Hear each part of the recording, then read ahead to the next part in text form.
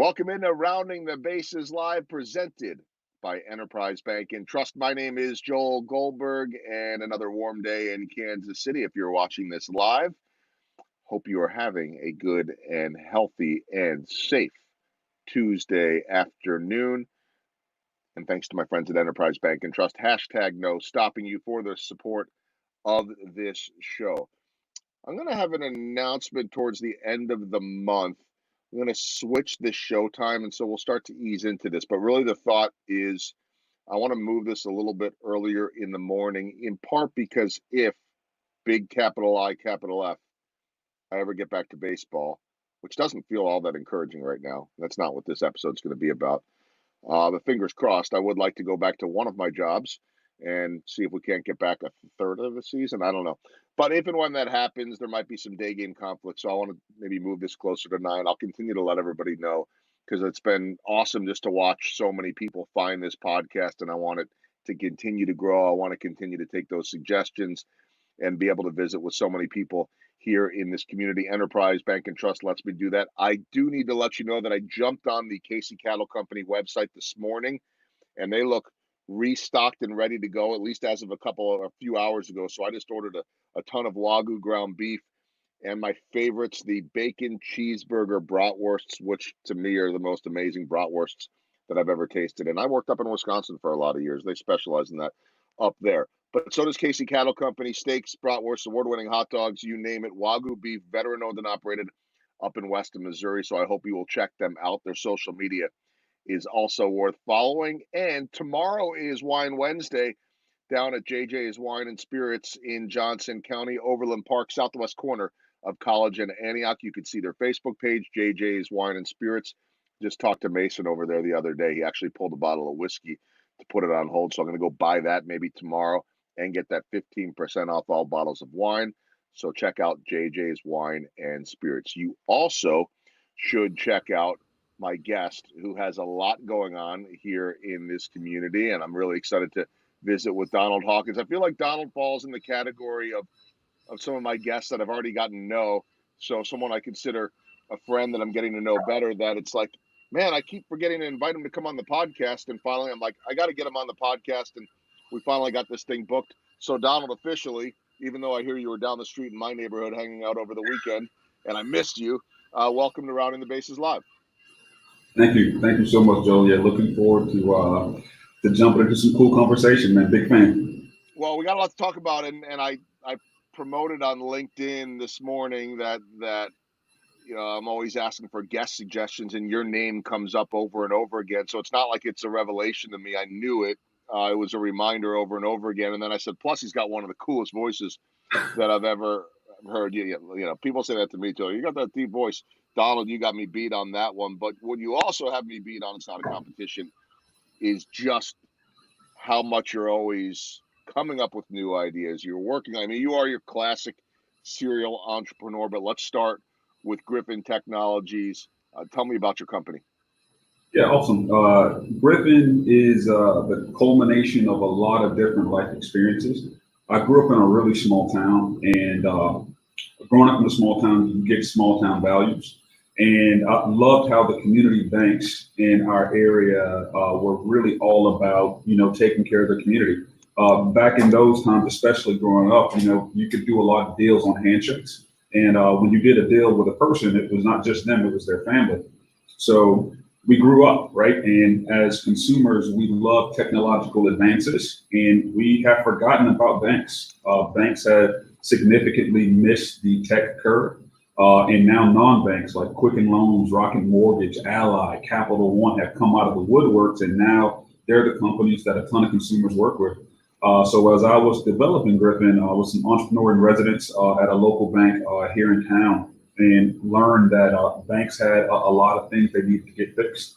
And we opened up a company and decided to jump into the space to help community banks really build relationships again. Since consumers don't go to banks as much as they used to, being able to develop that relationship and understand what the customers need is something that banks have lost. And what Griffin is able to do is actually help banks enclose their ecosystem. They're really good at acquiring the relationships, and we help them own it. essentially learning more information about their customers, to sell auto loans, to know what types of products and services their customers are actually interested in, as opposed to what a lot of people are accustomed to, which is the seasonal or spray and pray approach. It's the time of year that people might buy homes, so you get inundated with emails about home loans or inundated about auto loans. We let banks know when exactly to reach their customers and what we call the moments that matter. So been having a blast doing that and love working with banks. Yeah, and I love on your website what it says too. Griffin makes intelligent customer relationships easy. And the message I take out of that is it's not just easy. Of course, everybody wants ease, but sometimes when you think about ease, you think it's being dumbed down, right? You think that you're cutting a corner. And what I'm getting out of this is that no, you're taking it to another level essentially. Yeah, man. The banks offer a ton of value. And I feel as consumers, we have just gotten, again, so technologically advanced, we've forgotten about those relationships. I mean, what's really neat is that a lot of people, especially small businesses, have experienced that full throttle. If you needed a PPP loan and you did not have a relationship banker, man, you went through some pain. But for those of us that were fortunate enough to have relationships from banks that already built around relationships, it was easy. We picked up the phone, sent an email, and most of us had our PPP loans taken care of, in a matter of weeks. So relationships mean something when you really need them. But for the most part, people just haven't really moved the banks the way that they used to. So we feel that banks are key members of the community. And one really neat stat that I love to share is that every single dollar that a bank generates, especially a local bank, 70% of it stays in the community as well, because you're paying people in the bank that live there, that go to school there, that visit shops and restaurants, versus a lot of non-banks. That money is going out to California, Seattle, DC, and it never really affects the local area. So lots of intrinsic value there. Yeah, and look, you know this as well as I do because you're living in this banking world, and I in many ways have too, because I have found that over the last, and you can tell me if I'm right or wrong here, in the last 3.5 years of my speaking business, I've spoken to every type of profession, but I find, and so much of my speaking is local, that I've spoken more to banks than any other profession. And my guess on that is that there's so many banks and they're all trying to find a competitive edge and they're all trying to figure out, especially with the different mergers and buyouts and people changing companies, of how to bring all of their people together to build this culture. And that's not easy to do when you have so much change and so much competition. That's at least my take on why I've had so much business with the banking world, and I've got to imagine that that's certainly leading to a lot of your success. Completely agree, man. It's that red ocean, blue ocean mentality, right? Everybody doing the exact same thing as that red ocean side. They're thrashing at each other. And you now have some banks, not many, but they're trying to figure out what they can do to stand out to be different. So they bring in speakers like you to help their team members think about things from a different lens, because it's hard to sell relationships nowadays, right? How do you sell a millennial, who might be 35 years old, that your bank is an awesome relationship bank if they haven't had a legitimate relationship with a bank since they were in their early 20s, if they had a relationship at all? For most consumers nowadays, the banking world is transactional. Whoever can save me the most money is who I work with. So what we do, the reason we call it customer intelligence, is that customers have tons of data that banks can learn from, but a lot of banks don't really have control of the data the way they'd like to, and they don't know what it means. So we consume tons of data, we sort it, and we make it actionable. So a bank knows, here are our customers that are interested in all of these different features that we have to offer, and it gives them that little nudge they need for context. This is when I should pick up the phone and call Joe, because now I feel he might be interested in this specific service. And we live in the digital age. Either you got to get on board, or what happens. It ain't pretty. Well, and therein lies the correct balance or the right formula, because you know digital has made things so much easier and automated, but oftentimes it has taken away that personal touch. And it sounds to me as though you have found the formula to tie all of that together so that we don't lose that face to face or that personal touch that you grew up with in the small town. That's it. Yeah. I mean, my daughter is my muse for this project, right? So I grew up and I remember my mom and dad and people in my family banking at the same institution growing up. Everybody in my family had car loans, home loans, credit cards, lines of credit, you name it, from the same bank. And the bankers there knew they could not make a mistake with my family because my mom would know, my aunt would know, my grandmother would know. But now I have a 7-year-old who's only been inside of a bank twice in her life, and both occasions was due to her dad pitching at a demo day.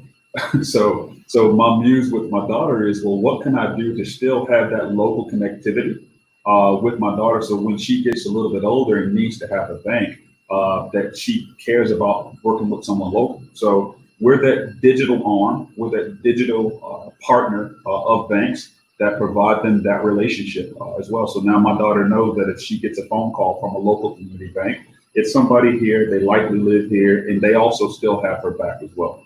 Hmm. It's it's fascinating stuff, especially because to me, it always boils down to relationships. It really does, and and so how do you make that easy? Look, I battle that same thing with my Yeah, speaking business. I can build a lot of relationships here in town. That's why I end up doing a lot of business here. But how do you build those relationships with those you don't know, and all of that? So I mean, it's certainly a part of everything. When the Business Journal came out with their article a couple of months ago, so it was late April.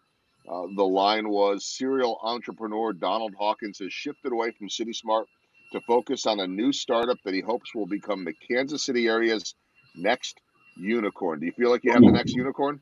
boom. Yeah, man. Man, these community banks and financial institutions are so much more powerful than people realize. So, like nationwide, collectively, there are about 12,000 plus community banks and credit unions, and they control 70% of all the deposit accounts in the country. 80 plus percent of small businesses still bank with community banks, not the big four banks. But consumers and a lot of businesses in general don't realize the power that community banks have. And I do feel that this next wave of banking, the future of banking, will be every single bank becoming their own enclosed ecosystem. They have to be able to control the customer relationship, not just for checking, savings, and CDs. It has to be also non-banking products.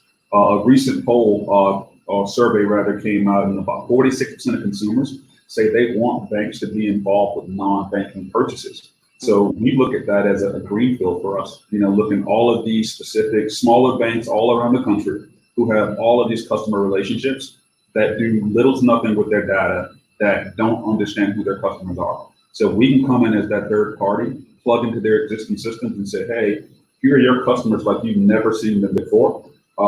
We can do a lot of damage with that data. And I mean, we're getting some pretty cool results right now. Looking forward to see what we can do down the road. So the thing I always think about with serial entrepreneurs, this might not be right, but it's like, you have this great idea. And by the way, not all of them end up being great. We know that. But you're just constant ideas, new things, trying this, not afraid to do that. How much does that describe you? How much is your mind always churning out new things? It's close. I mean, so Griffin is my fifth venture, and I've been on both sides of the spectrum. Where I've had concepts and I held on to them really, really tight. This is my baby. Nobody can tell me different, and they fail miserably.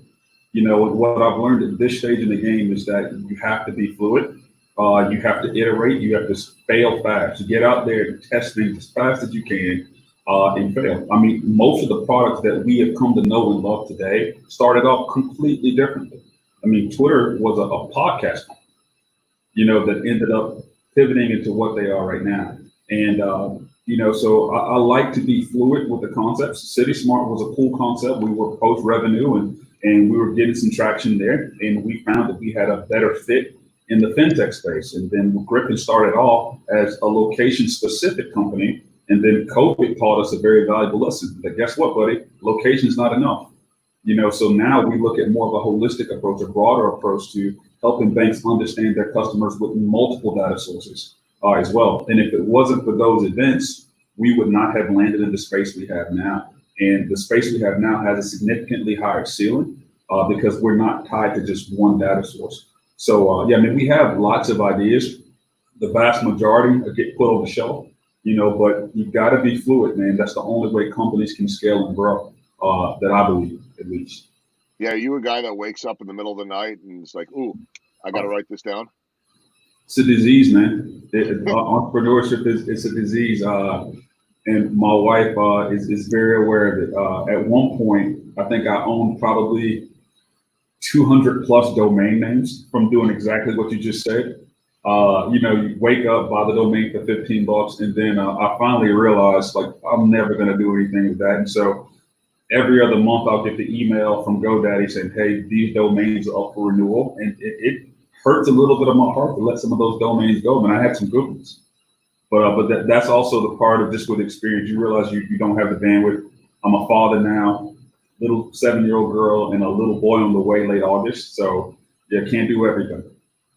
Yeah, you want to do everything. I know that. What is Oh it? yeah. What is it that brought you to Kansas City? And I know you've been here for a few years now. Georgia boy that settled down here. What brought you here? Yeah, I was the chief sales officer for a company here in town called Lifestyle Publications. So they are a print media company and do hyper local community publications all across the country. So I started off as a publisher and purchased one of their magazines in Atlanta, and they asked me to come on board and work with their corporate team, and moved here and got the itch to jump back into a venture, and that's how I ended up developing Griffin. And so here you are. And you referenced these times and the pivots. I am such a firm believer, and I know this is easier said than done. There's no easy part of it, that there is so much opportunity here amidst this pandemic, but it can hurt. I mean, for a guy like me, and I'm very similar to many others, for the most part, out of work. I'm at the mercy of baseball, which is not an easy thing. And of course, so many are still at the mercy of this pandemic. But every day that goes by, I just see new possibilities and opportunities that come of this. And it sounds like that's what you were alluding to, certainly with Griffin and with Banks. What's been your biggest takeaway from this pandemic? Just to think broad. I do also feel sometimes, even as a minority founder, I've noticed that even here in the Midwest, that sometimes the concepts and ideas aren't as broad or as big as they could be. And COVID really just had me thinking about some of the deeper symptoms that I saw within my customer base as well, and realizing that we had the platform to do exactly what we're doing right now anyway. So, I mean, that's what it is. I mean, no one saw COVID coming. I mean, who assumed that, traffic at multiple, businesses across the country would just stop. And now all of a sudden going to the grocery store was a treat. Like no one saw that coming. But now it also has me thinking, what else is around the corner? What's the next trend? Will COVID come back? Is it going to be worse next time? Is there going to be a vaccine? So it teaches you as a business that when you get a taste of what it's like now, how do you pandemic proof your business? So in the future, that's something that I think a lot of businesses are thinking about. Like, what is our contingency plan? How do we continue operations? If something else happens, it's just not something you prepare for, but you get led into, and you have to be fluid and nimble to find your way through it. Well, and again, for a serial entrepreneur that's always coming up with new ideas, now there's reason to come up with even more based on what we've learned, right? And so Mm-hmm. I think there were some that had a pandemic plan. I think for those that had pandemic plans, I'm not sure that they actually thought that they would use them.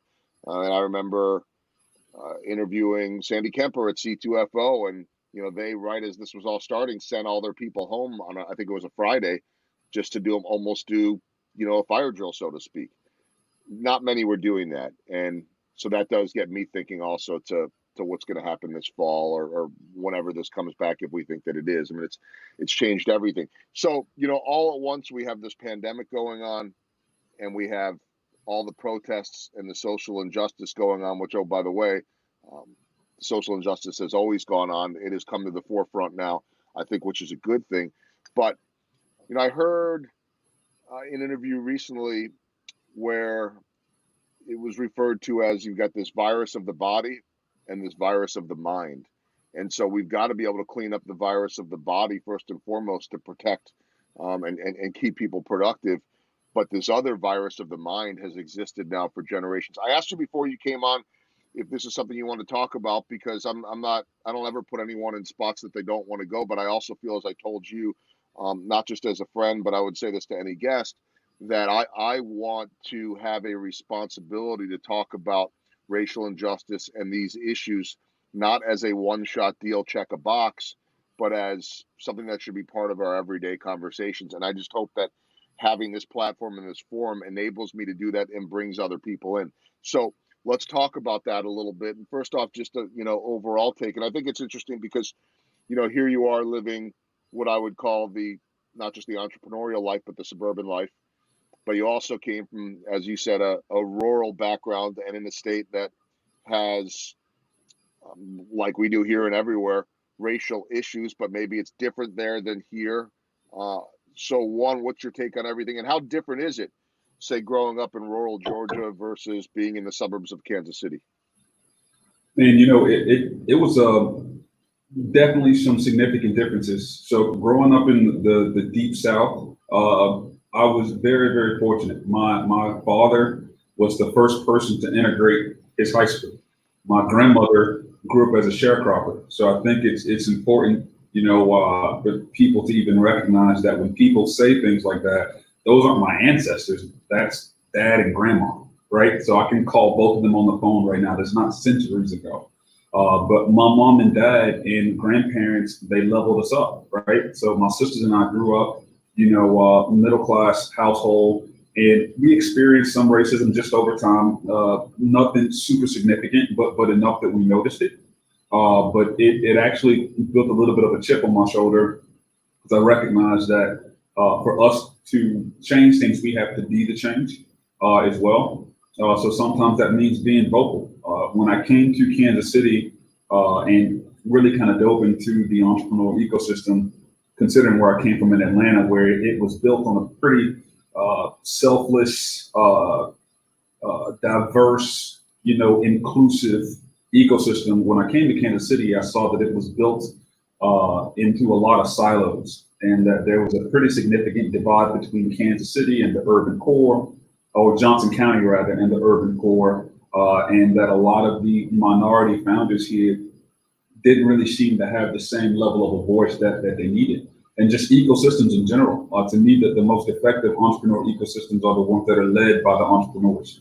We're the ones who kind of create the path, and then resources follow our lead and support us along the way. And I felt here was a little bit different, where the support organizations were a little bit meatier, and the founders kind of just figured out where they fit. So as a result of that, I mean, that kind of was something that stood out to me, where I figured to do my part to show the people that have come before me, that have worked their butts off to make sure that I got the opportunity that I had, that it's important to really step up and be vocal, and speak your truth. And if you have vulnerabilities, talk about the vulnerabilities. Our job as entrepreneurs is, especially as an ecosystem, is to make sure that the next entrepreneur generation here in town doesn't make the same mistakes that we make. There's definitely a different lens living in the burbs, for sure. And, I mentor a lot of entrepreneurs here in town. And when I see some of the systemic things that keep them behind, and organizations and resources that want to help, but still, there are some significant gaps in play that a lot of entities and people just simply haven't addressed. It's a network effect, right? A big part of what makes especially Johnson County is it's who knowing one person can connect you to another person. Well, if you grew up in the urban core, how do you get connected, to people who live in essentially Johnson County, an entire world away, or even other Midwest markets as well? It's a mindset, where people tend to do business with who and what they're accustomed to doing business with. And we have to show some level of success so that people kind of open their horizons a little bit, open their minds, and be uncomfortable getting to know someone that you don't know, so that it becomes the next thing. It's a lot of pressure on some of the minority founders that have been here in town before to be successful, when entrepreneurship is, it's by definition extremely difficult, but we have broad shoulders, man. So that's kind of what we're here to do, to try to show part of the way. Well, I mean, so often, I might go to an event, and you and I have been at some similar type of networking events, and you look in a room, and if there's 20 people, 19 of them may be white. If there's 50 people, I don't know, 48 of them may be white. So the question I have for you is, how do we change that? Is it relational? Is it being connected to people that you're not used to being connected to? I mean, look, even beyond issues of race and differences in terms of skin color, I so often see that it's easy to get sucked into just the same crowd all the time. Yeah, And so I agreed. find, in the same way that you're talking about, and I don't know that I really have one group, but I do find that I could go to any type of networking event in Johnson County, and then you go into this, and then you go to something else in Johnson County, and you drop a name, and everybody knows who that name is. Yeah, But you go into the city, and they may or they may not know. If you go up to the Northland, it might be a little bit different. So how do we start bringing more people together? How do we start being more inclusive? Because there are plenty of people in this community that are either being excluded, maybe not even intentionally, that should be a part of all of these networking groups or these meetings. completely agree, man. I feel it's really it's about intentionality. If you're really about the work, you really want to help make this ecosystem more inclusive. We need those people to be intentional about it, right? It's time out for talk, right? I mean, Kansas City and just the Midwest in general, they mean well. A lot of people and entities mean well, but when you really stop and look at the true work, it's just not really the right type of work to be doing. Uh, there are a lot of leaders of organizations that work with Main Street founders in the urban core, tech entrepreneurs, kids. The pieces are there, but you just have to have a true interest in wanting to help. And the truth of it is, it's the ugly truth. Some people frankly don't want to. They would rather talk the talk, and deep down they don't want to. So we kind of have to call a spade a spade.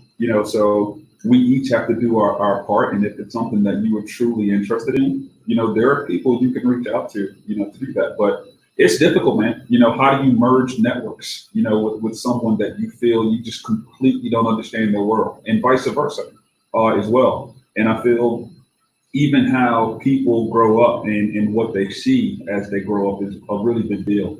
I coach a group of soon to be third graders. I've been coaching their soccer team now since kindergarten. In my first practice, the little girls on my team down here in the suburb, mostly white girls, and my daughter on the team as well, they looked at me the entire time with their mouths open. And my wife and I laughed about it. She's like, "What do you think was wrong?" I was like, "I think I might be the first Black guy that they've ever really interacted with in this way before." And you really just stop and think about the day-to-day life of a kid or even yourself.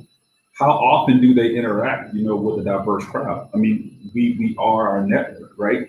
And that's something that I think we each have to do our part to change.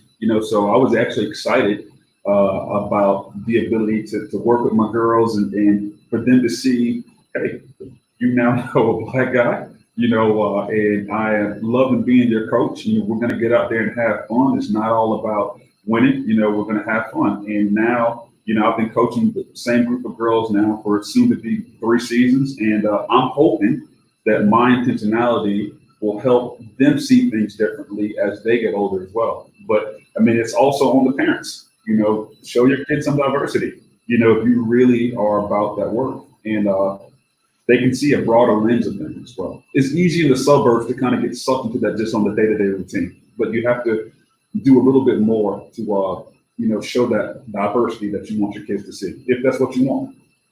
So I'm guessing that those jaws dropped and that staring stopped at some point, I hope.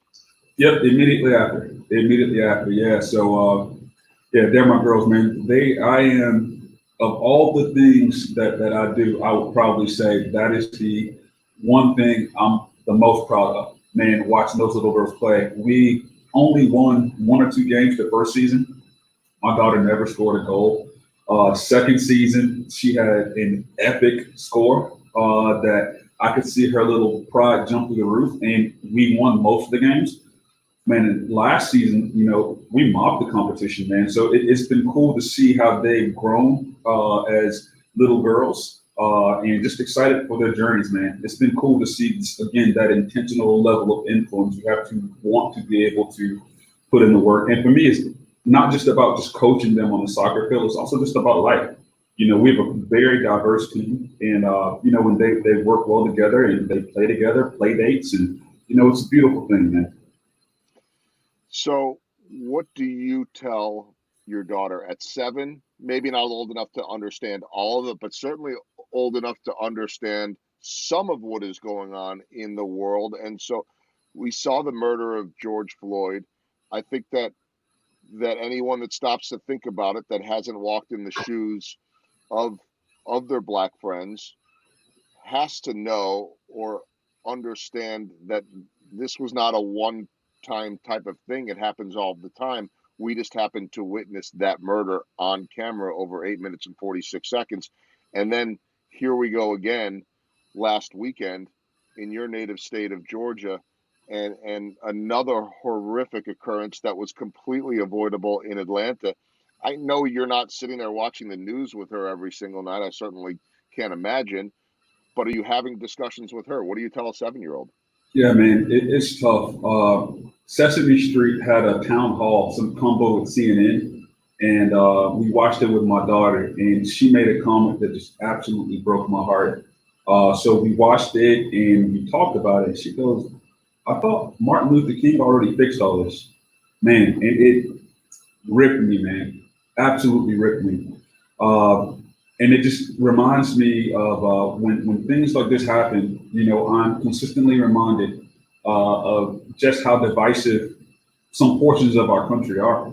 What's really important to me that I tell anybody that's willing to listen is I feel as Black Americans, we focus a ton on treating the symptoms, but not really the cause. Police brutality definitely needs to be addressed. But after that, then what? Education definitely needs to be addressed. But after that, then what? So we fight all of these many battles, but the cause really comes down to just a few things, right? I mean, a lot of these things are psychological, like you mentioned earlier, as well. Just things that we think about ourselves and the way we think about the country as a whole. There's a ton of distrust, but I do feel there are lessons from history that we can learn from. In the late 1800s, there was a great debate between Booker T. Washington, who was the Martin Luther King of his time, and he felt that for Black people to excel in the United States, they had to first accept the way things were and pick up a trade, become a seamstress, become a brick mason. And he got part of his wish. We did that in Greenwood near Tulsa, Oklahoma. And for those of you that know the story, that didn't end so well. So a lot of people are now finally learning about the Tulsa race riots that we did not get taught in school. But he also had the debate with W.E.B. Du Bois, whose thought process was, well, to really excel in America, we need to educate ourselves. We need to understand how the system works. How does money flow? What industries, are the ones that keep America running? And back then, there weren't that many college educated Black Americans. And he wrote a book called The Talented 10 that asked those people to step up, come to the forefront, teach others that don't know, and lead the way. And I feel since that time, the Black culture has had leaders, and many of our leaders either get defamed, jailed, or in too many cases killed. So we've been in a position where we don't have a specific direction that we want to go. And I'm of the mindset that we have to be the talented 10. We cannot wait for another leader to emerge. It has to be these super smart kids, here in Kansas City, all over the Midwest, all over the country. What solutions can we generate, for our own community to scale and thrive? We cannot wait for allies or the government, to come up with things to right the wrongs that America has done. It's time for us to really start looking inward at true solutions. We definitely want to address the symptoms, but we have to start focusing on solutions. I would So, imagine, yeah. super going the long way around of what I talked to my daughter about an eighth of that. Well, yes. I mean, you probably get a couple of minutes. Actually, no, you can get more than a couple of minutes with a 7-year-old. It's the teenagers that you're lucky if you can only get a couple of minutes with. But obviously, it has to be at their level. And you know this. I mean, the 7-year-old comprehends much more than oftentimes what we give them credit for. Oh But yeah. you've got to be on their level. So for your daughter, for the young kids out there, I mean, I know that in my role on TV, there's not a day that goes by where there isn't someone. Boy, I wish that I could be on TV like him. I mean, I was that kid growing up one day. So I know that people are watching. I always try to give them advice. But for you, is there a greater responsibility to help lead and show the way to say, look, you can be anything you want? I am living proof of that. And do you put yourself in that spot to show young kids that yes, you could start your own companies. Yes, you can be successful. Yes, you can help lead change within organizations or within the community. I mean, 100%. I am spectacularly average, right? There are so many people here in this city, especially these little black and brown kids that are so much smarter than me. But representation matters, right? Before Barack Obama became president, if you honestly were to ask me as a kid, do you believe you could be president one day? I'd probably tell you, yeah, just to save face, but I wouldn't believe it, right? So when you see kids here in town, especially just in the black community, we look up to sports stars because we don't have a lot of density, with higher performing CEOs as well. I mean, even just women in the workplace. I mean, there's so many like genius level women right now that should be CEOs, of companies that have to fight the fight day in day out as well. And it's representation. We want these kids to grow up believing that they can, be exactly what we want them to be, but they got to see it. So the term that I use a ton is just see one, be one. I got really, really lucky. One of my mentors growing up, I saw him go from top corporate company to top corporate company to become a C-suite at some of the largest corporations on earth. So for me, that's believable now. So as a tech entrepreneur, which is a field that a lot of these kids will be able to have success in Kansas City, there's not enough minority tech entrepreneurs. It's tough to raise capital here. It's tough to recruit engineers and team members. So each of us has to go back to what I mentioned earlier. We have to be intentional, about making sure that we are at least a little visible so that these kids can see an example of what that looks like. And if we can make ourselves available to talk with those kids, you got to do it. I mean, my friend, almost anything that's related to kids, I will almost automatically say yes to. My wife does not like that, but man, it's a duty, because I was so fortunate to have the mentors and people in my life that I have. I'd be a jerk if I didn't want to give the same thing back as well. And I don't feel that I've arrived, right? Again, I'm spectacularly average. I think these kids meet me and go, wow, he can do that. I definitely can. That's a great message for them. I'll do that all day. Yeah, and it's as simple. I know none of it's simple, but it's as simple as showing them. You got to show them. You can't tell them. You got to show them because they're look. Most of us do much better when we feel it, when we see it, versus when we hear it. That's certainly true for a kid, and so I know that you'll continue to do that, and it's part of hopefully the progress. So, two final questions: one on race, one on business. And this has to me been an interesting question. It's been an important one, and the answer has not been across the board.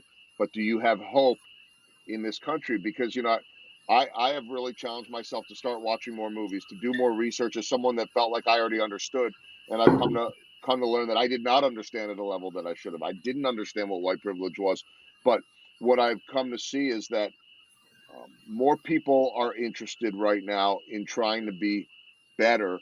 I don't know that the people that are the worst of the worst, that's a whole nother story. But I think there are a lot of people that could have a voice that always cared but that didn't understand it. And so I think that's important.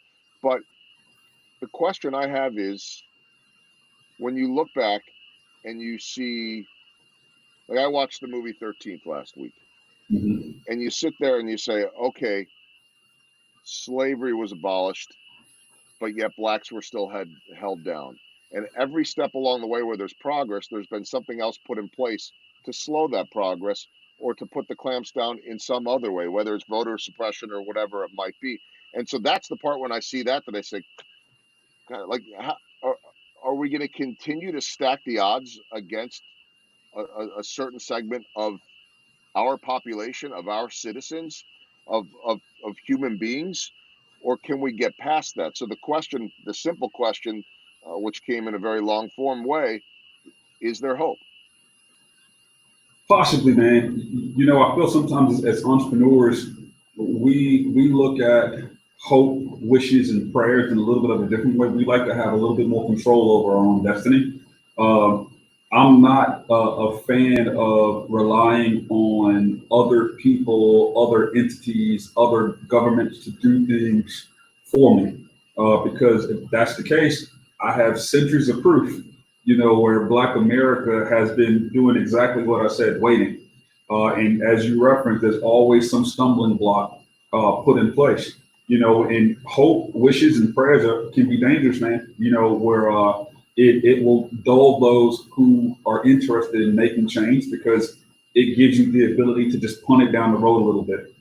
So for me, when I think of hope, I think it's completely fine for people that are interested in getting educated, that there is tons of content out there. I mean, it's Black History Month. There's now YouTube, and YouTube has tons of videos where you can go and find out all about injustices for hours and hours of time if you choose to. But for Black America, I think the most effective thing that we can do is to look inward and figure out solutions that we can develop ourselves. Because at least that gives some form of purpose, something that we can actually go to work on to help our community as well. Something that I'm looking into right now is really financial literacy. Financial literacy is significantly important. In the US right now, the wealth gap between white Americans and Black America right now is $171,000 in average net worth for white families versus $17,000 for Black families. And the net worth for white families is trending up, and the net worth for Black families is going down. And COVID did not help that one bit. You know, so we have to really start looking at how we control our dollars, right? Or just financial literacy, understanding how money works, how credit works, certificates of deposit. You know, should we use that? Should not? I mean, so there's so many different things that we can look into that we can start to make small little incremental improvements to really get what we want. So there might be hope, but I'm not of the mindset that we don't have. Good, real good perspective on that too. I mean, and maybe we can have hope without waiting, right? Hope and keep on pushing. And I think that, you know, all we need to do is see what happened last weekend in Atlanta. And by the way, those aren't the only two incidents that have been recorded, and there will continue to be more people are getting their cell phones out to shoot anything that possibly could be going wrong, and that's good. I mean, let's keep bringing this to light because this is not, and that's where I see the virus comparison a little bit. Like there's no magic solution to get rid of this COVID-19, but hopefully we can figure that out, vaccine, whatever it is, you know, in the next year or 2 years or whatever it takes.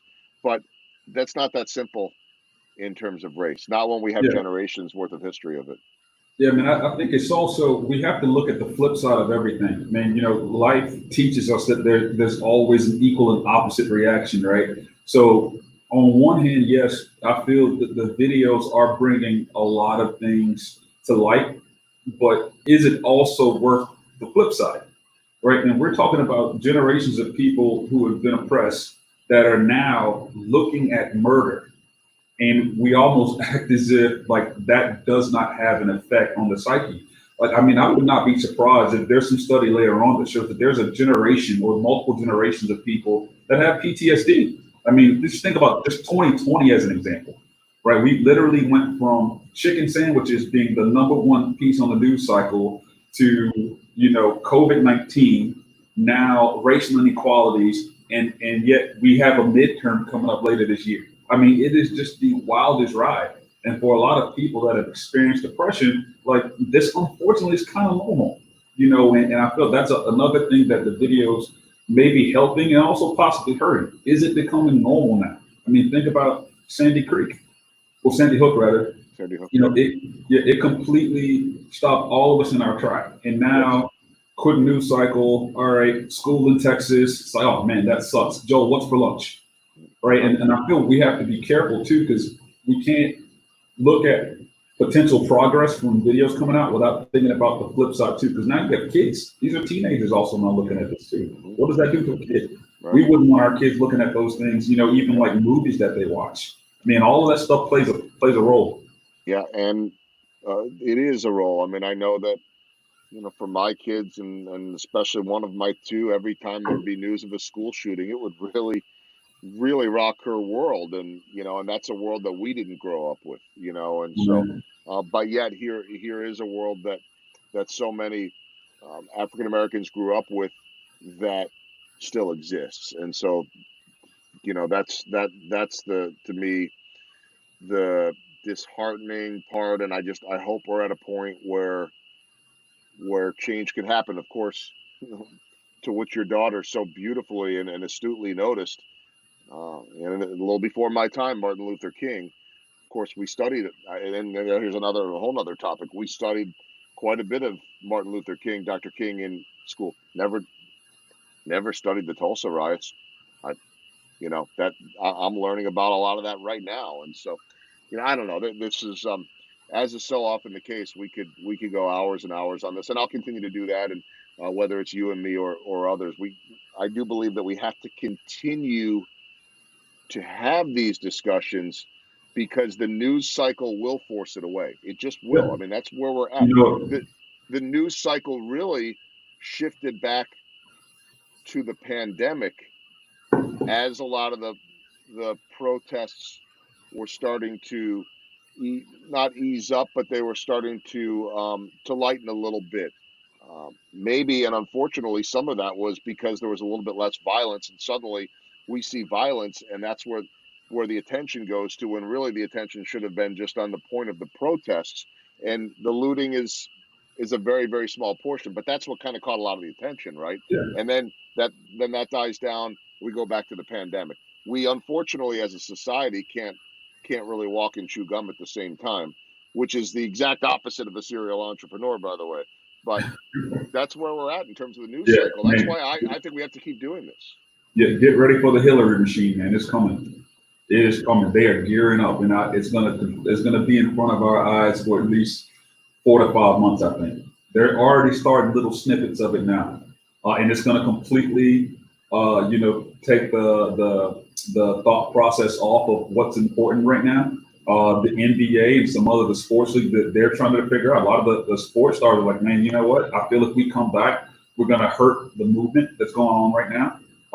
So we live news cycle to news cycle, man. So that's just something I feel, even with COVID keeping people at home, I think that had much more of an effect on things that are going on right now than people realize. I think a lot of people were crazy and just needed something to get involved with. I agree. I agree, which in some ways was a good thing, because I think it brought people to the street that may not have otherwise. And I said this at one point, that if people were fully back in offices and doing all of that, they would have had to make a choice in certain cases. Do I go into work? Do I not go into work?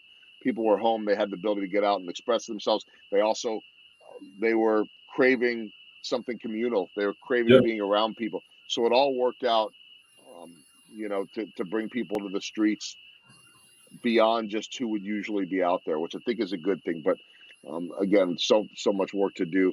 My final question was going to be, and Becky Wilson said, thank you, Donald, for all you do to promote and assist KC area entrepreneurs. So nice thought there from Becky. What is, I know this is always the $1 million or $64,000 question, or however we want to phrase it, question for a serial entrepreneur. What is next? Man, just continue to grind, man. It gets to a point where you have a mission of trying to build a really cool company that can intrinsically help people. Work doesn't feel like work. So for me, man, it's just continue to build my team. There's some really cool news that's going to be coming out from the entrepreneur ecosystem really, really soon. And we have some entrepreneurs in town. Some of you all may have seen their names and faces it's going to be coming out some pretty big news. And man, that excites me, man. Just the density that's being generated now between entrepreneurs and us keeping each other, accountable for the things that we need to do is super important. So man, it's just building and looking forward to working more with other entrepreneurs, other organizations as well that want to be the change they want to see. Well, I know it'll be good, and I know that you will be all in on whatever it is. If people want to learn more about Griffin Technologies, they can certainly do that, and you see it up on the page right now.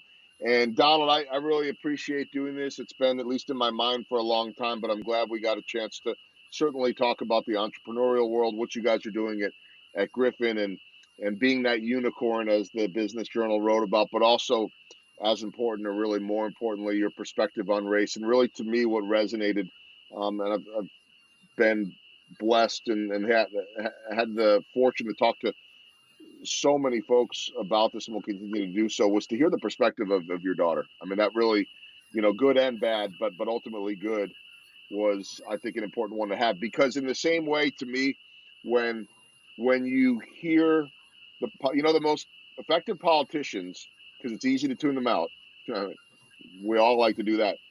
When I heard the mayor of Atlanta a couple of weeks ago talking about her kids and being a mom, and having to tell her kid, I can't protect you once you go out there. Any one of us that are parents can relate to that. And if you can't understand the world through the eyes of a kid, I'm not sure what's wrong with you. But to be able to hear your daughter's perspective, to me, was a really moving one. So I appreciate you sharing that. Yeah, man. Just I guess a final thought for me would just be, man, let's love on these kids, man. All of them, right? They are dealing with so much. As adults, it's stressful for us.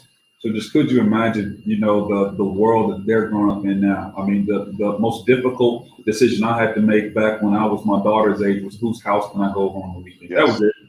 it. So just love on these kids, and we gotta be intentional about doing our best to help their generation, avoid a lot of the mistakes that we've made. Couldn't agree with you more.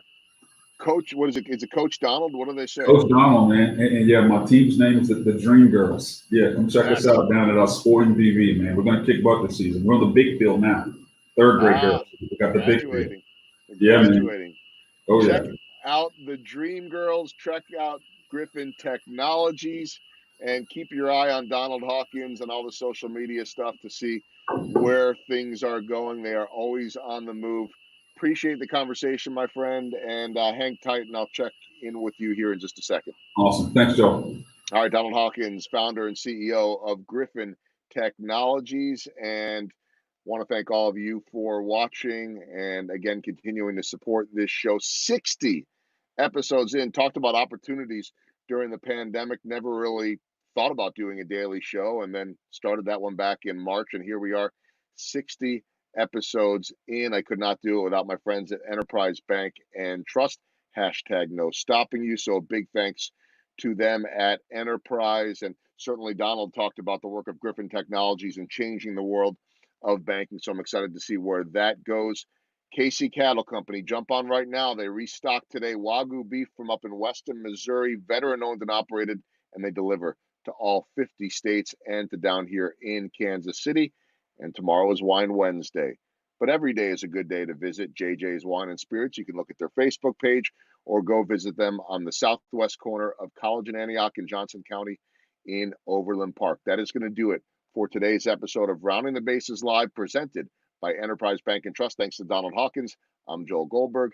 Hope to see you tomorrow.